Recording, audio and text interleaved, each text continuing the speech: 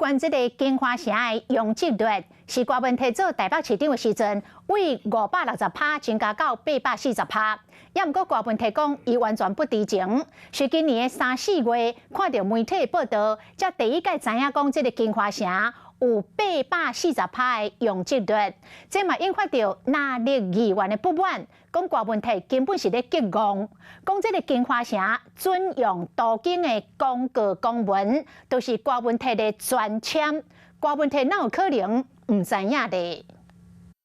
金华城容积率的争议，为2022年8月7日这件关键变动会讲起，参加人包括国民体和3位副市长全部拢有考，除了尹孝培和收押禁见的助理吴顺明嘛在场。只有回应由潘振兴担任调集人办理。对伫这场变动会后一个月，9月7号一场对会会议内底，多省委员决议通过金华城20%的容积奖励，由潘振兴代表国民体过手等因的复馈，互金华城来到史上上车840%的容积率，如今方指控道理，这个会烧到潘振兴靠阿金健，上高站的国民体煞是无保防放动起。我非常坦荡，我知道我没有问题。扣苏小迄天大声讲家己做人清票，如今嘛主张针对840%的超悬容积率，讲拢唔知影，完全无过问，市长无应该接个案，头尾无承认本村冇咩人去做什么代志，不过敢真正拢会当下提讲都唔知影。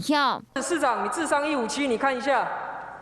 哪一条、哪一个字、哪一句说可以给容积奖励？金华城就不是都更，也不是围绕，为什么它可以比照都更、比照围绕？早就伫咧2022年，社民党议员标碰卡都捌针对金华城的容积率这顺亏。不过国民体强调，今年初看到媒体报道，才知影金华城840%的容积率。柯文哲后来接受了金华城的陈情之后，开始放水了嘛，交办给都发局，让都发局去启动整个都市计划审议的程序。后来还亲签了金华城准用都更的公告